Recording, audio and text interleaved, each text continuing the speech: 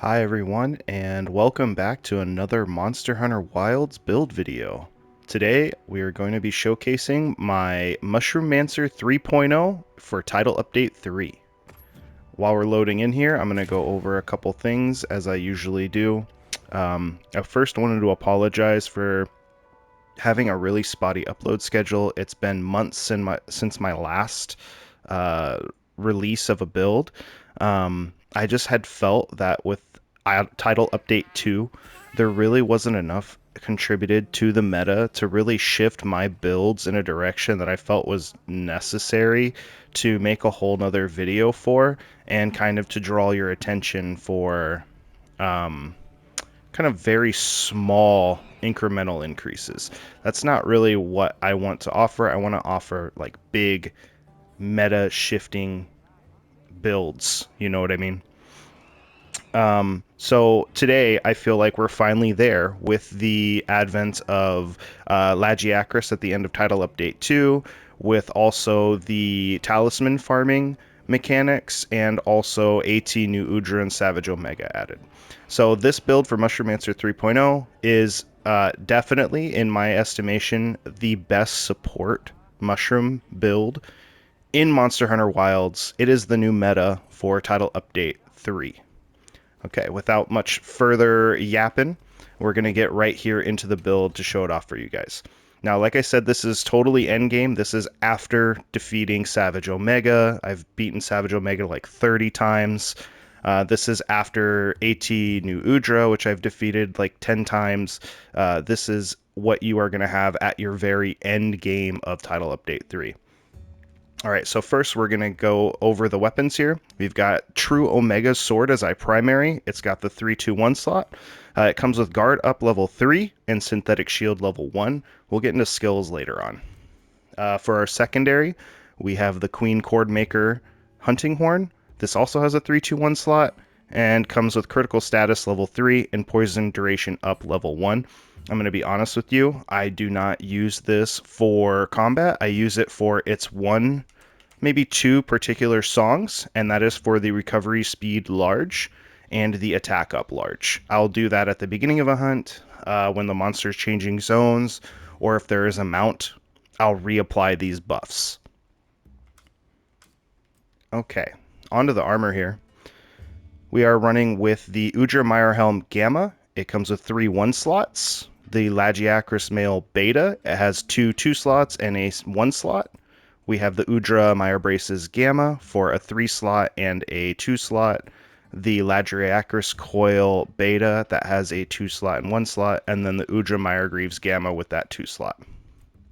For your talisman, I am running a Secret Charm, Rarity 7, that has Wide Range 4, Razor Sharp 3, and a single free armor slot. There are better charms out there. This is just the best one that I have rolled, so there's still room for improvement. This is just the best that I've been able to get in my Wide Range or Mushroomancer type talisman drops. Always run this Rocksteady Mantle as well, by the way. Okay, now that we've gone over the armor, let's go over our decorations, okay? For our weapons, starting with the Sword and Shield, we are running a Guardian Handicraft Jwl 3, a Critical Jwl 2, and a Critical Jwl 1. For our hammer, we have the Sonorous / Handicraft Jwl 3, a Critical Jwl 2, and a Critical Jwl 1. On our armor decorations, we have a Brace Jewel. We are running 3 levels of Medicine Jewel for that recovery up. We have 2 Mighty Jewel 2s. On our 3 slot, we are running a Tenderizer Jewel. This is a bit of a flex spot, I'll let you know. You could run anything else you wanted here. If you wanted a single level of Agitator, if you wanted another level of Burst, if you wanted to run with, you make it a 2 slot or use another 1 slot for some kind of comfort skill, go for it. I just wanted the extra affinity, so I chose the Tenderizer Jewel. We have 3 Satiated Jewel 1s, and then 3 Fungiform Jewel 2s. This jewel on our talisman is just the Friendship Jewel. Like I said, I just got this for farming. What you can use instead is a Friendship Charm 5 for just 5 levels of wide range. All right, let's get into more of an in-depth look at all of our skills, okay? So on our Sword and Shield, we have Crit Boost level 3, Offensive Guard level 3, and Razor Sharp level 3, Guard Up level 3, Handicraft level 1, and Synthetic Shield level 1. So on Offensive Guard, this is going to be a huge benefit to us. This is going to be how we get out a lot of our damage and bring us up to those more meta level numbers. With the True Omega Sword and Shield, you have the mechanic of Synthetic Shield, which activates on a perfect guard. It gives you like a yellow AoE ring, and any ally, including yourself in that ring, gets a temporary defense increase for about 30 seconds. Pairing that up with your offensive guard, that means you get an attack buff and a defense buff every time you perfect guard. So you need to train yourself to perfect guard with this build. Once you start getting it down, it's honestly very easy to do. The window's very generous, and you can pop up a block almost immediately after making an attack with the Sword and Shield. The Sword and Shield comes with Guard Up 3, so we can also block those unblockable attacks and reduce chip by 80%. For our armor skills, we're starting off here with Resentment level 5. This just comes with the new Udra armor.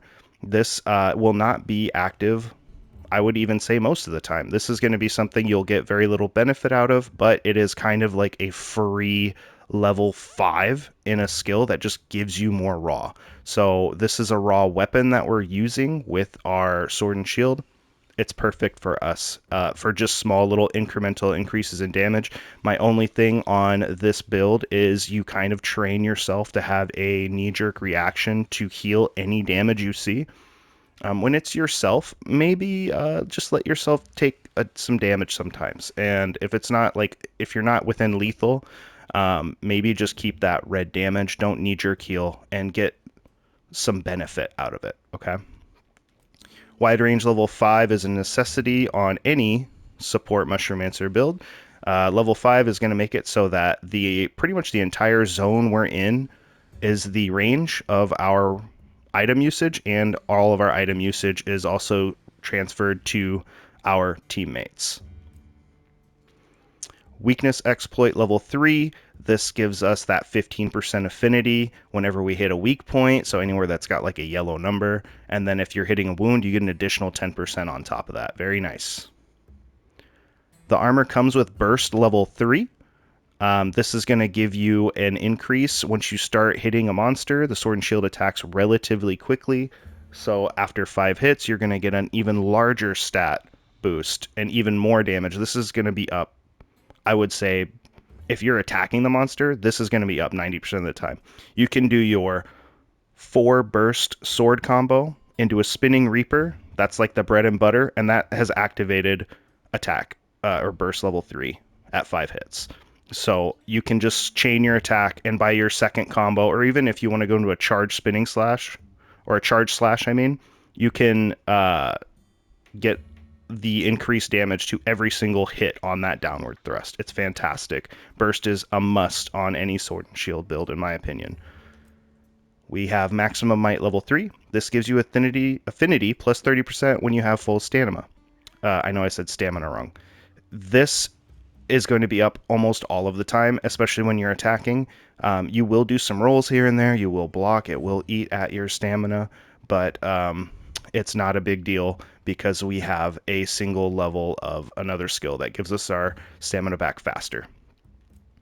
We have Recovery up level 3, which I explained earlier with those 3 medicine jewels. We need this because it increases the amount of health that we receive when we restore it. So this actually transfers to more than you'd think. The wording's very vague here. This includes if you, say, have like a super recovery to where you're regenning health. Recovery up level 3 actually makes you regen that health faster. Also, any potions, mushrooms that you eat, or hammer effects that restore health, all of that is increased when you use recovery up level 3, any amount of recovery up. So this is going to make it so our blue mushrooms are a massive burst heal that are close to a base mega potions value, and it's going to turn our mega potions into about an 80% heal. So someone's at dead, say their guts tenacity triggers, they have no health, you just pop a mega potion and they are back up to like 80% health very quickly, usually before they can even get up from the hit they took to bring them down there. Onto the second page here, we've got speed eating level 3, of course. This is so we can shove the shit in our mouth like the Cookie Monster. You know what I'm talking about, baby. This just lets you eat really quick, drink really quick. It's going to get your buffs out faster. It's going to get your healing out much faster. It makes you drink potions so quickly that drinking a mega potion almost full heals your allies. It's crazy. It's amazing. Mushroomancer level 3, this lets you just eat every mushroom in the game.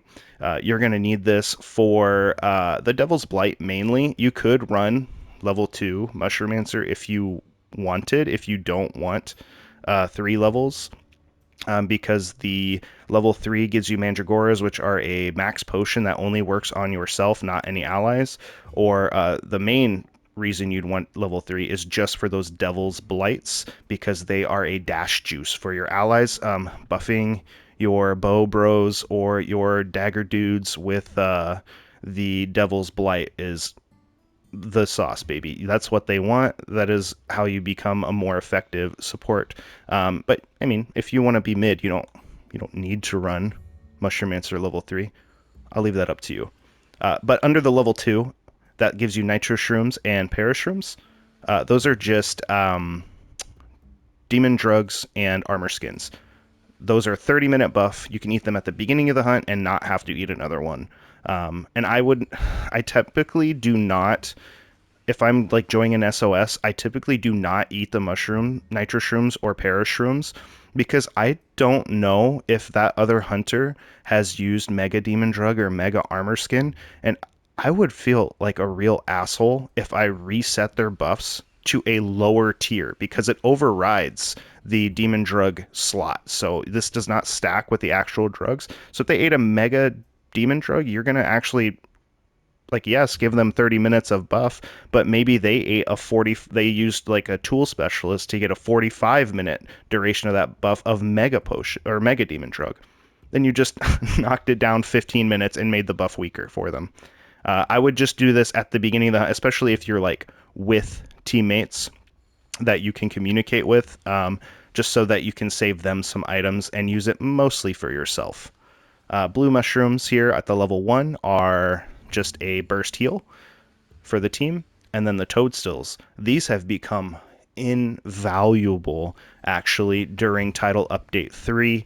A lot of monsters are doing like burning damage. They're doing damage over time. They're inflicting you with bleed. They're doing massive hits that leave a huge red recoverable bar. The toadstool works as an immunizer, and by being an immunizer they also cure bleeding. So Seregios, these are fantastic on your hunts against Seregios for your team.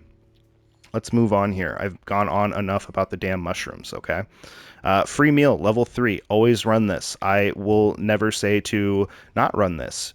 It is just about a 50% chance that when you eat an item, eat it. You have to put it in your mouth. You can't. It's not like a suppository. You're not going to get free suppositories. You have to eat the food. Powders don't count.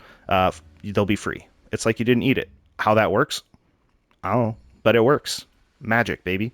And then we're going down into just the extra armor skills here that we're not committing too much into, but you always could if you wanted to. Like I said, there's that flex spot of Tenderizer Jewel 3, and if you only wanted to run 2 levels of Mushroomancer, you could get, say, Counterstrike here to level 3.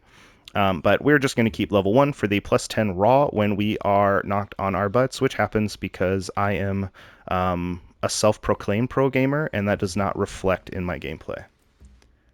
Stamina Surge level 1, this is going to go hand in hand with the Maximum Might I was talking about earlier.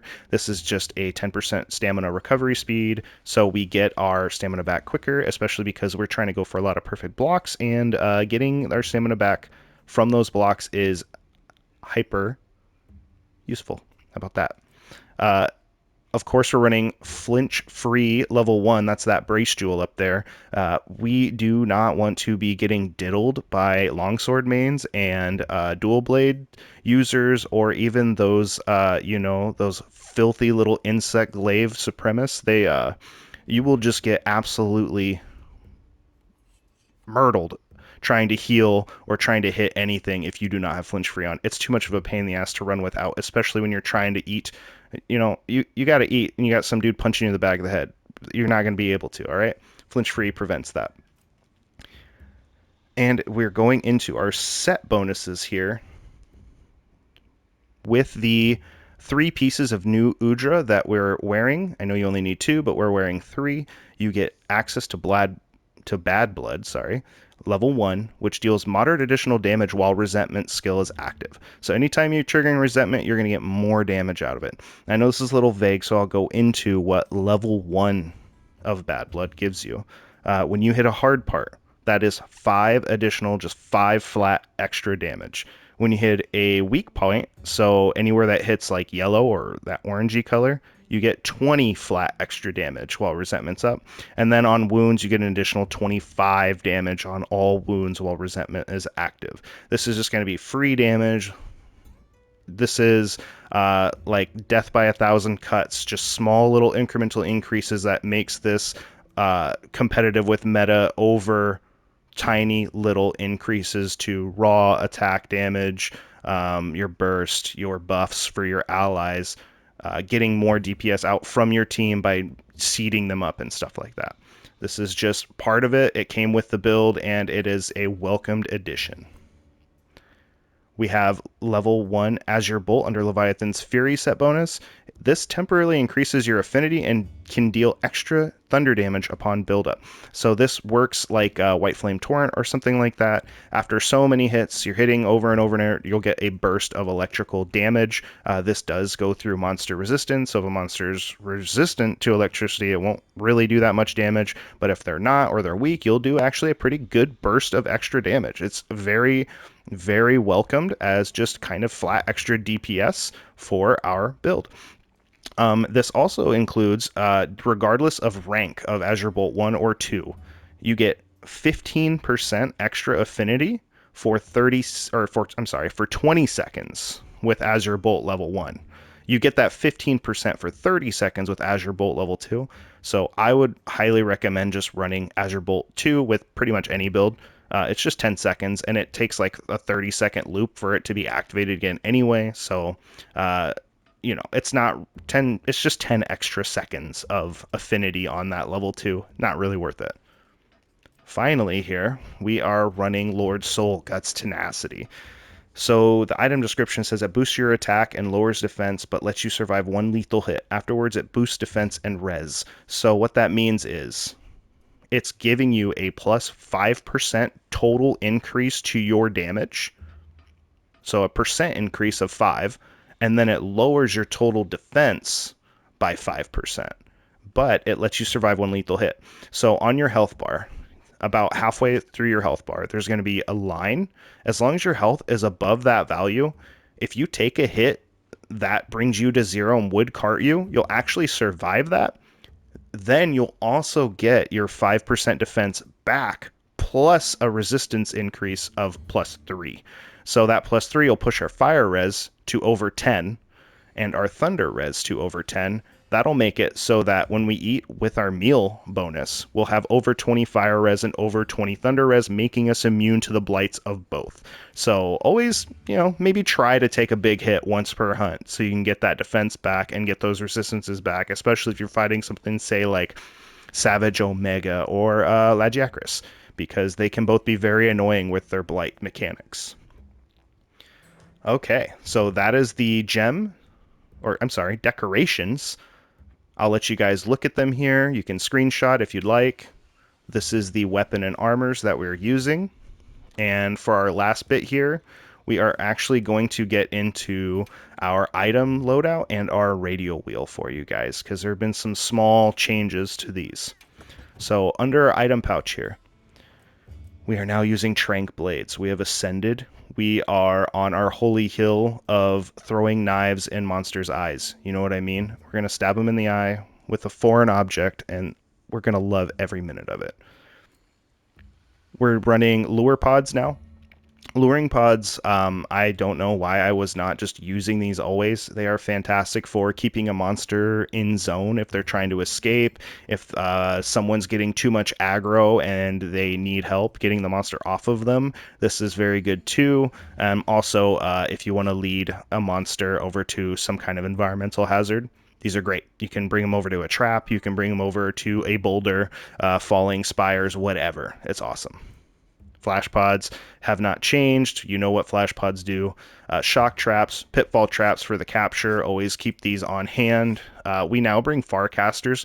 I never used to bring these because it's like, oh, I'll just teleport to camp with my map functionality. It's much better just to kind of have an oh shit button and just teleport, dodging a potentially lethal hit, and also being able to restock because we are going to chew through items with this build, especially with these 9-star difficulty monsters or the AT monsters. People just get hit a lot. They get hit very hard, and even with free mill, we can start to run into some issues of keeping ourselves supplied. All right. For the mushrooms, like I said, we run blue, mandragora, nitro, para, devil's blight, and toadstool, 10 of each. Bring these on every hunt. Really quickly, this is a team-wide burst heal.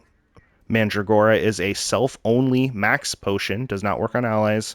Nitro Shroom is a demon drug. Parashroom is an armor skin. Devil's Blight is a dash juice, and Toadstool is an immunizer. We are bringing honey. We have an armor charm and power charm. Always bring these. They are free. It's free. Just fucking bring it. It's free. Just make sure you do the chests in Suja, or the chests, I'm sorry, the quests in Suja as soon as they become available. We bring the hardshell powders and demon powders for those situational situations. You know what I'm saying? Adamant seeds and might seeds are actually kind of a bread and butter we're going to be using a lot of.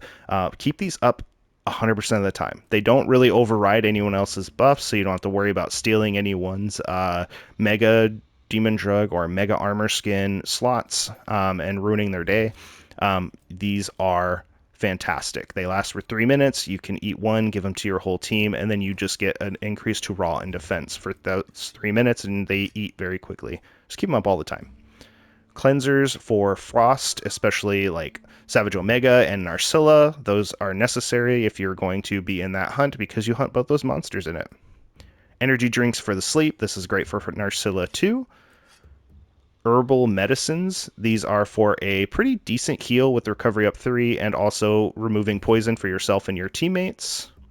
Null berries are a godsend with all of the blights now. You can eat these and heal all of your team's blights in one consumption, one little swallow of that berry down your gullet. It'll get rid of Thunder Blight. I don't know if it gets rid of Fire Blight, actually. But it does get rid of Thunder, Water, Dragon, and I think that's it. I don't remember off the top of my head. We bring 10 mega potions. These are the bread and the butter. These are 90% of all of your heals. These are a massive heal with recovery up 3. They'll full heal your team. Bring them. And we also bring 10 normal potions. And if you are smart and savvy, you might have noticed why we brought 10 regular potions and 10 honeys with us. All right, that is the item loadout for Mushroomancer. Now let's check out our custom radial menu for the Mushroomancer. Now, I know that some people really enjoy using the optimal status and the optimal health recovery options. I do have those in a separate wheel, but you do have to remember these do not take into account your teammates' blights, status ailments, or health status. So if you're not hurt, you're not blighted, there will be nothing here. So you're not going to be able to use them to save your teammates. I do not use them on my Mushroomancer wheel. These are mostly for if I'm in a no shit situation for myself, or if I happen to get started to get slept, or if I get frozen or something, I can hop over here really quick to get rid of those on myself. Anyway, back to Mushroomancer. This is the loadout. It's changed slightly from before. I'll just kind of scroll through it casually here. I explained why we don't have optimal health recovery, optimal status recovery. We want everything just static, available, even if we're not hurt, to heal our allies. All right. Well, damn, guys. That's it. It's been a huge, huge, huge just boon to Mushroomancer with all of these new set bonuses, these new gamma armors, the Lagiacrus. We are just sitting pretty here, even without like my full stacks of buffs here, and I have guts, so I'm taking a hit to my defense. I have 464 flat defense, and look at those resistances. Not bad. Nothing in the negative, at least, and we have a couple of them that are close to complete blight immunity. We're checking our attack status over here. Just standing here, we have 246 raw with a 40% affinity base. This is with mighty. Sorry, why did I say mighty? Maximum might, and with the base affinity of the sword and shield that we have on. All right, let's get into the outro here, I suppose. And I just wanted to say to everyone who made it this far, thank you so much for your patience with my yapping, my bad dad jokes, and just my annoying personality. Maybe it's not annoying. Maybe it's endearing. I just wanted to remind you all as well, I'll be still in the community. If you need help or assistance with hunts, or if you need just some advice, just leave a comment, or if you want, you can even come in. You can add my hunter profile. Where is it in here? I don't even remember. Hunter ID? Where's that at? Oh, there we go. Bottom left corner. That's my hunter ID. You can add me as a friend if you'd like, and we can work together. I can help you on some more difficult hunts if you'd like, or just give advice if necessary. Make sure that you interact with the video too, please. Likes on the video, oh my god, they make me feel so good about myself. You know what I'm saying? I'm a little baby who needs the validation of others in the community members, in the community. Subscribe too. I do not have the most consistent upload schedule, but I do still upload somewhat a couple times a year, maybe every other month or so, but it's always something that I feel that is, especially in these builds, an actual change and not just like some kind of farming of content, farming of views. I don't really appreciate the practice of one monster comes out and then we have to make a whole new video that's 30 minutes of a variation of the set. I highly doubt it is that life-changing to everything that we need to be doing that. But that's just how I do it. You guys can also, you know, have your own opinions on that. That's just my own. But this is the end here. I'm going to staple on another video at the end of us using this build against the probably a tempered Arkveld or something like that. Some kind of 9-star monster. And I hope you guys stick around and watch that portion as well. Anyway, my name is, what's my name? Ron. Call me Ron, baby. And I'll see you next time. Bye.